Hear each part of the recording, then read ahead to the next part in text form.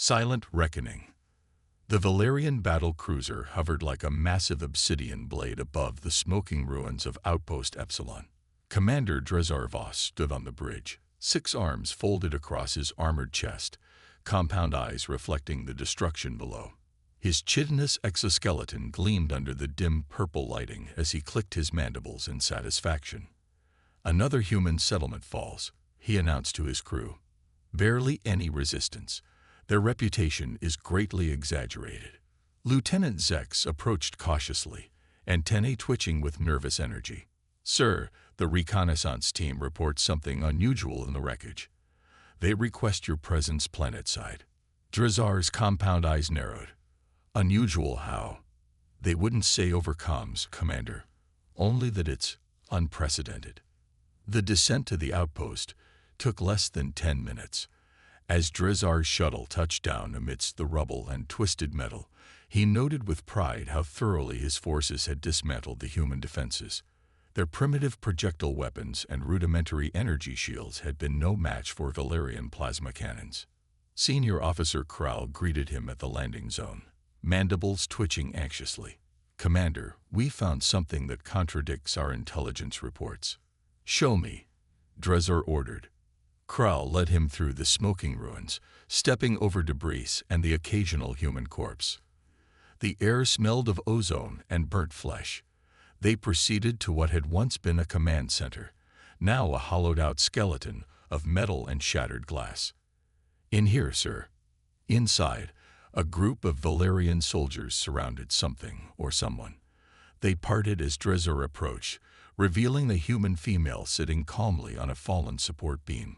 Her uniform was scorched but intact, displaying the insignia of a human commander. Despite being surrounded by towering insectoid aliens, she showed no fear. "This is Commander Ilara Hayes," Krall explained. "The only survivor." Drezar circled her slowly. "How interesting. Our scanners detected no life signs." "That's because I didn't want to be detected," Hayes replied, her voice steady. Her dark hair was pulled back from her face, revealing a long scar that ran from her temple to her jaw. Her eyes, a startling amber color, tracked Drezar's movements with unnerving precision. "Impossible," Drezar scoffed. "Our bioscanners can detect the electrical impulses in your primitive neural system. No human technology can mask that." Hayes smiled thinly. "There's a lot about humans you don't understand, Commander. Enlighten me, then, before you join your comrades." Drezar gestured to the destruction around them. "You think you've won something here," Hayes said, looking around at the ruined outpost. "This was just an observation post, minimally defended intentionally." Krall chittered nervously. "Sir, we found something else strange. The data cores were completely wiped. Not damaged, wiped. Professionally. Before we arrived." Drezar's antennae twitched. A standard protocol to prevent intelligence from falling into enemy hands. "Nothing strange about that." "The Phantoms are coming for you now," Hayes said softly. "Phantoms." Drezar turned his attention back to her.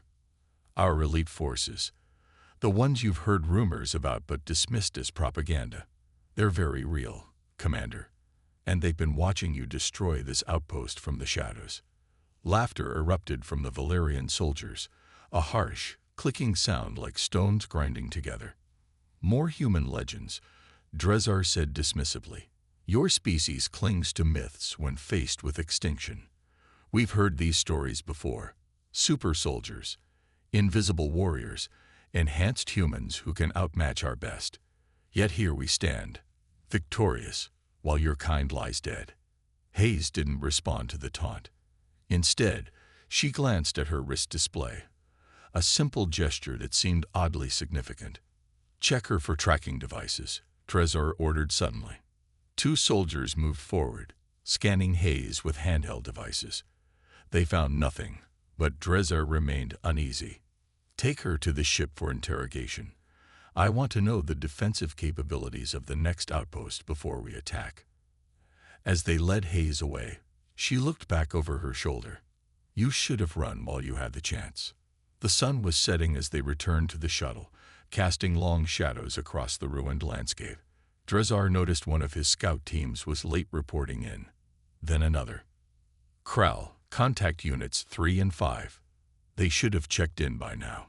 Kral attempted to establish communication but received only static. No response. Sir. Send a search party.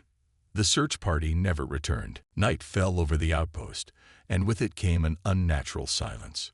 No wildlife, no wind, just the occasional creak of cooling metal from the ruins. Drezar ordered his troops to establish a defensive perimeter around the shuttle and the prisoner. Hayes sat quietly, watching the aliens with an expression that bordered on pity. Where are your phantoms now, human? Drezar taunted as he paced in front of her. Perhaps they are as substantial as their name suggests. Mere ghosts. They're closer than you think, Hayes replied.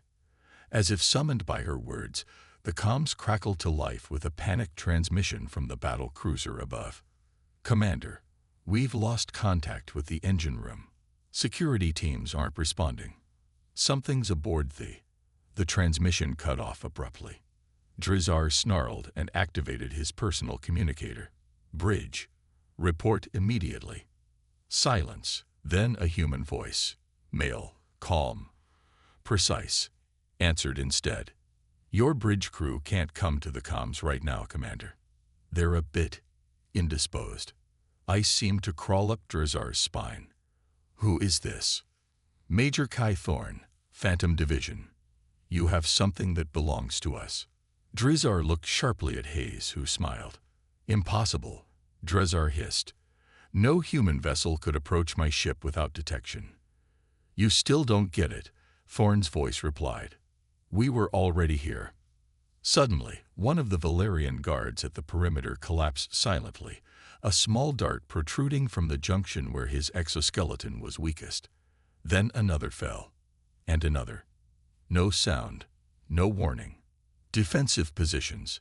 Drezar roared, drawing his plasma pistol. His soldiers moved quickly, forming a protective circle, weapons pointed outward into the darkness. But they were shooting at shadows. A soft humming sound filled the air, barely perceptible. 3 more guards dropped simultaneously, their nervous systems overloaded by something invisible. Show yourselves, cowards, Drezar bellowed. As you wish. The air shimmered, and suddenly they were there. 7 human figures in sleek, dark combat suits that seemed to absorb light rather than reflect it. Their helmets revealed no features, just a smooth, featureless surface that occasionally rippled with what looked like digital camouflage. They had been standing among the Valerian soldiers the entire time. You've been hunting the wrong prey, Commander, said one of the phantoms, voice modulated through the helmet. Drezar fired his plasma pistol. The bolt passed harmlessly through the figure, which flickered momentarily, a hologram. The real phantom was already behind him, placing something small and round on Drezar's back armor. The commander felt a cold sensation spread from the point of contact as Nanites began disassembling his exoskeleton at the molecular level. What is this? He gasped, dropping to his knees as his legs failed him. Hayes stood up calmly as a phantom released her restraints. I told you they were real. You were bait, Drezar realized, mandibles trembling as paralysis spread through his body. I was the trigger, Hayes corrected. The phantoms were already aboard your ship hours before your attack. This outpost was sacrificed to draw out your fleet's flagship. The remaining Valerians were efficiently neutralized, some killed, others immobilized. The entire operation took less than 2 minutes. Drezar lay helpless, his exoskeleton now partially transparent from the spreading nanite infection. How? Our scanners. One of the phantoms approached, removing their helmet to reveal a human male with eyes that glowed faintly blue, cybernetically enhanced. Major Kai Thorne looked nothing like the monsters of Valerian propaganda. He appeared entirely human except for those eyes, and a network of subtle circuitry visible just beneath his skin at the temples. Your scanners are designed to detect organic life, Commander, Thorne explained, crouching beside the immobilized alien. We've moved beyond that limitation. What are you? Drazar whispered. The next step in human evolution, Hayes answered, now standing beside Thorn. After your kind slaughtered our colonies on Proxima Centauri, we realized conventional warfare wouldn't work against your biological advantages. So we adapted, Thorn continued. Phantom Division is humanity's answer to extinction, part human, part machine, with neural interfaces that allow us to operate in perfect synchronization with our technology. Drazar's mandibles clicked weakly. The Valerian Empire will crush your species. We are billions strong across 12 star systems. Thorn smiled coldly. Numbers don't matter when you can't see what's killing you. He stood and replaced his helmet, once again becoming featureless and inhuman. Your ship is now under our control, Commander. Your crew has been neutralized.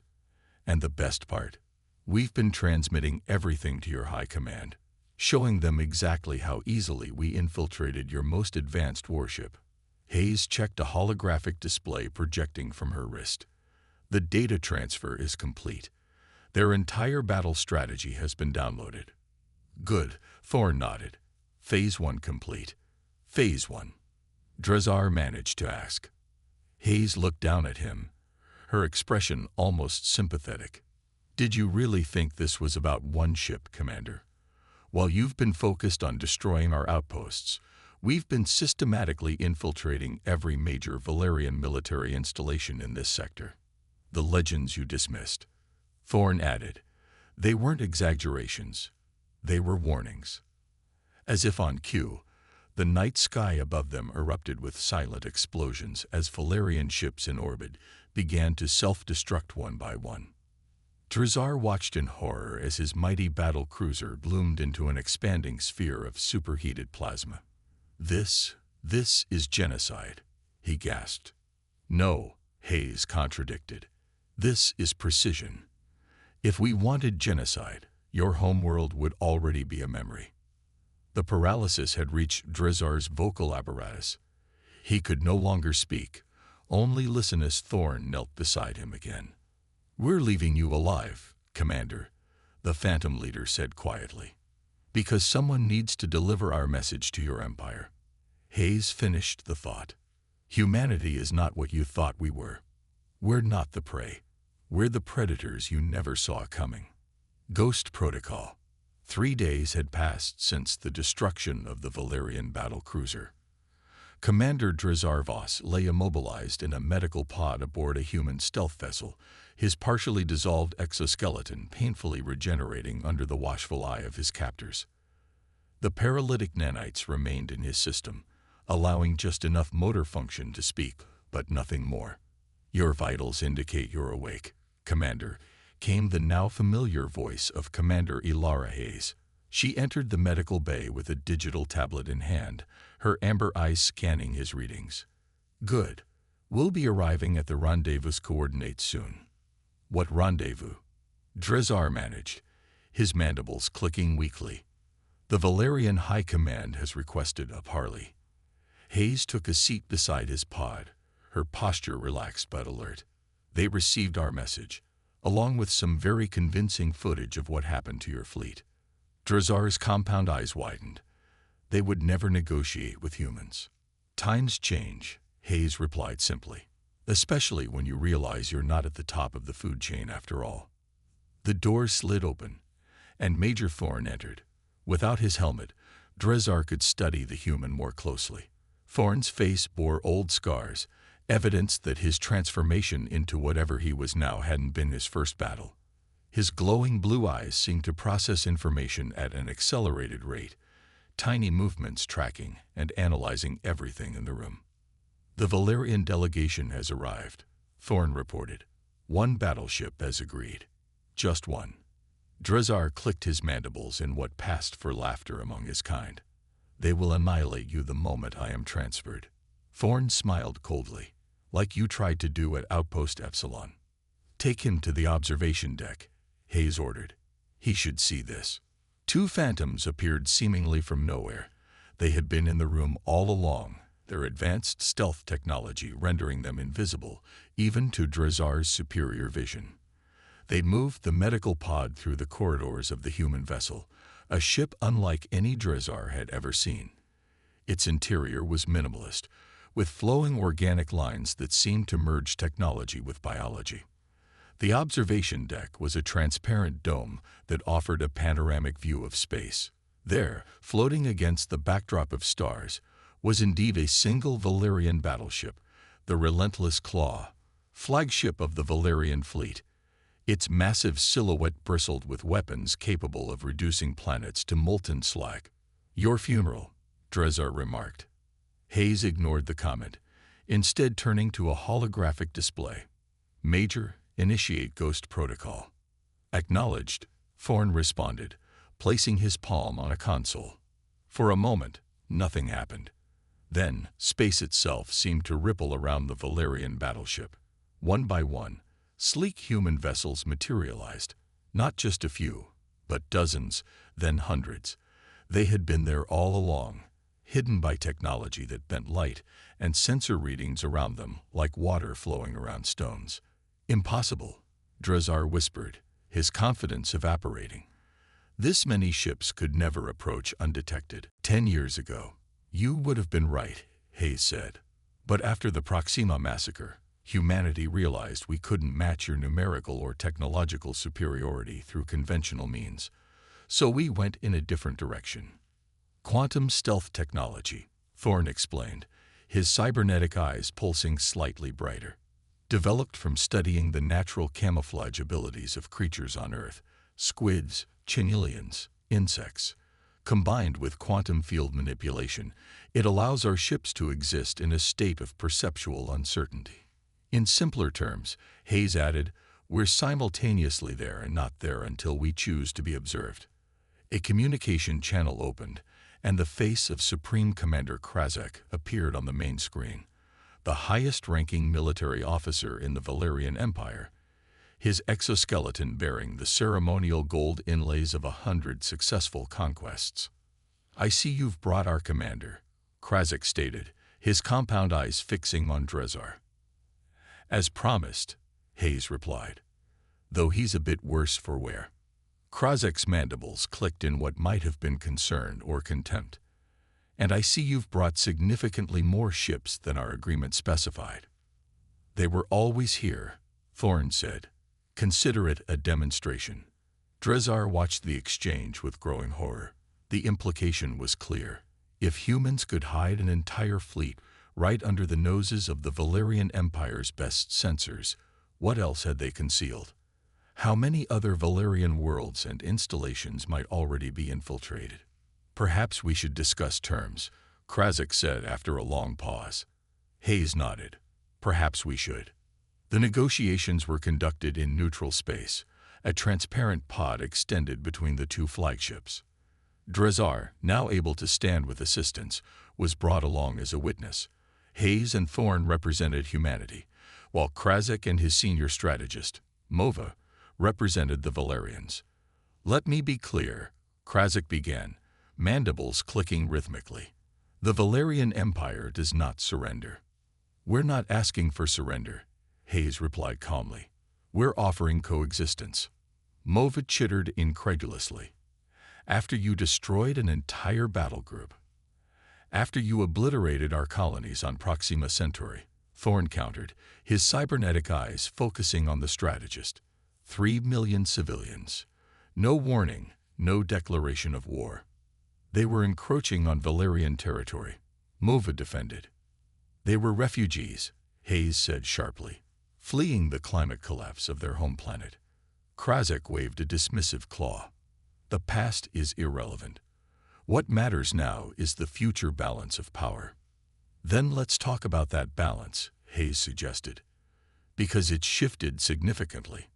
She activated a holographic display showing Valerian military installations across the sector. One by one, they blinked red.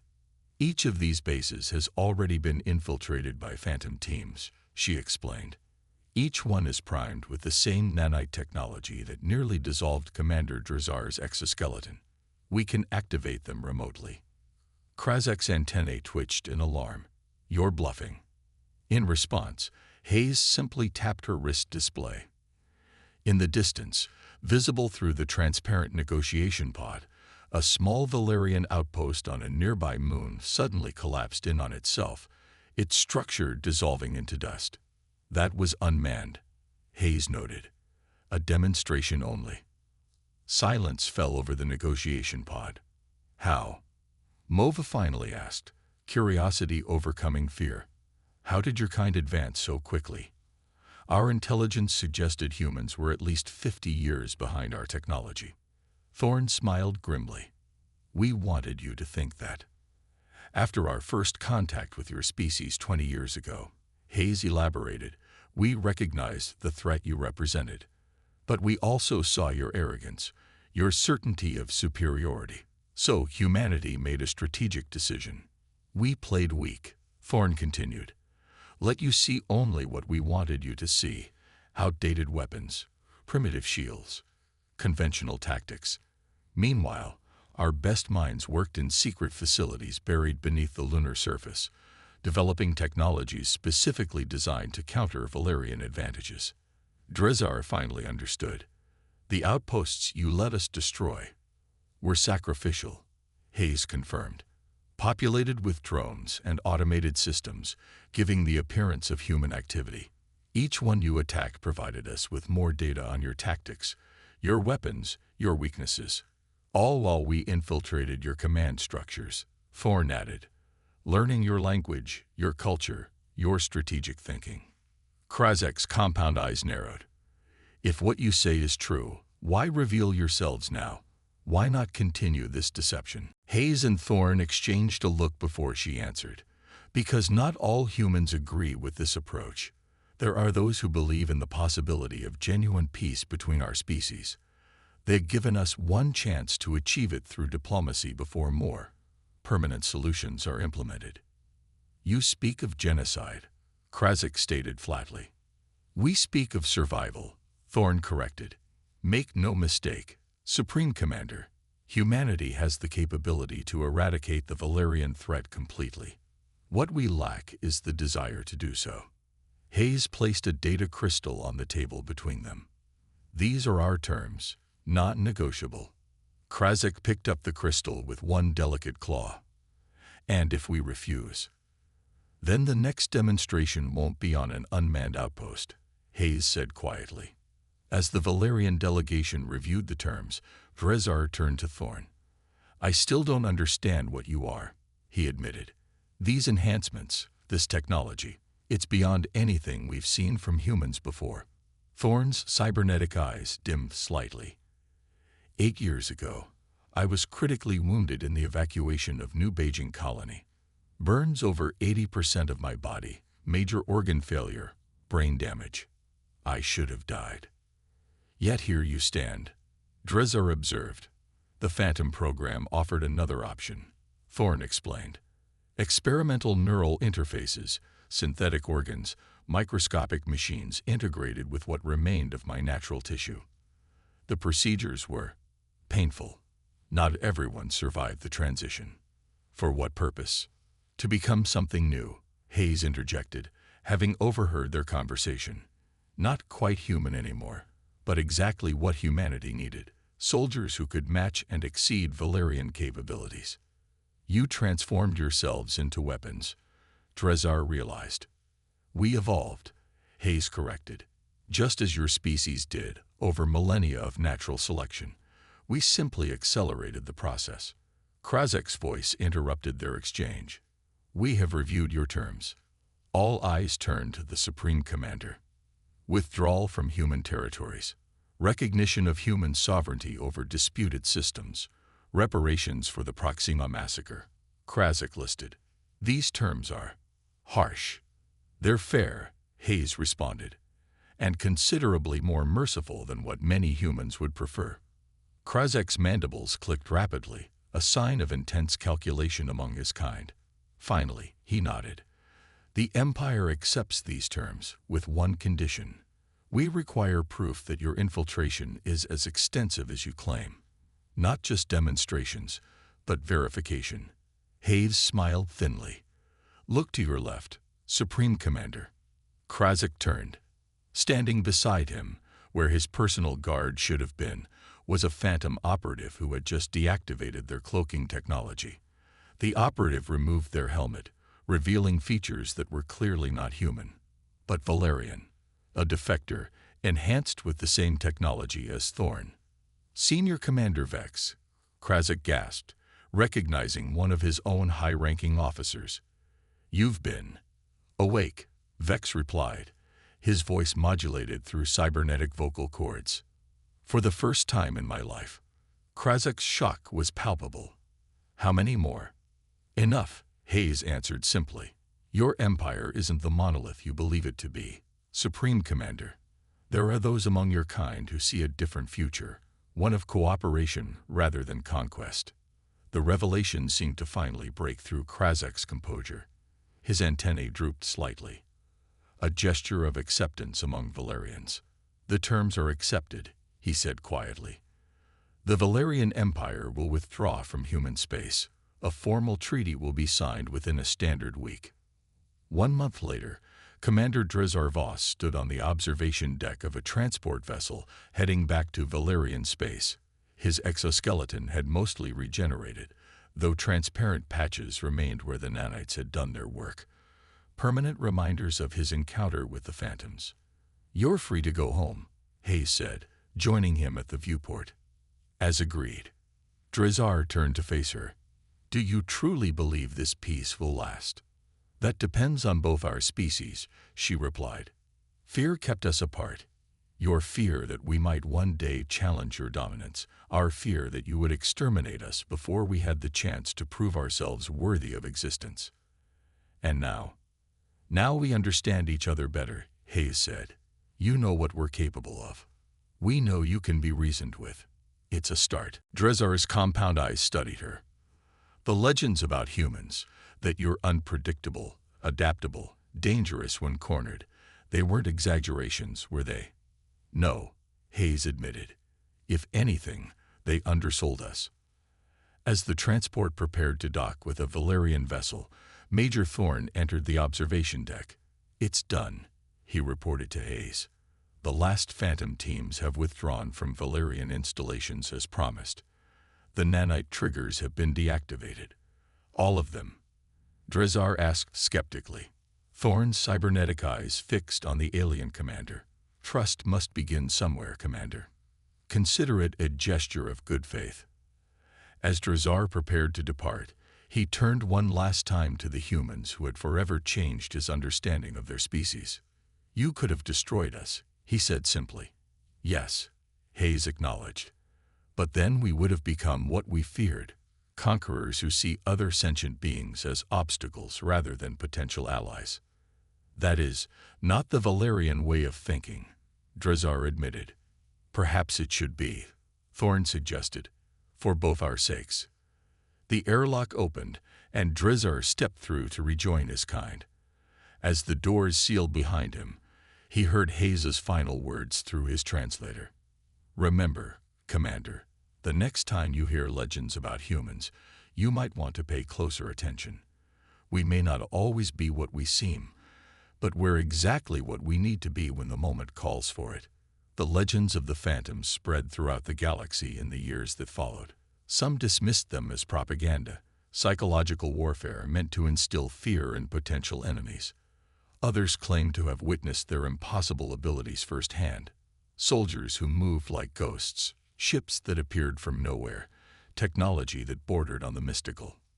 The truth, as always, lay somewhere in between. But one thing became certain: the species once dismissed as primitive, weak, and technologically inferior was now viewed with new respect and healthy caution by every space-faring civilization. Humanity had revealed only a fraction of its capabilities, just enough to secure its place among the stars. And somewhere in the shadows, the Phantoms watched, hidden guardians of a peace born from the perfect balance of power, diplomacy, and the strategic application of fear.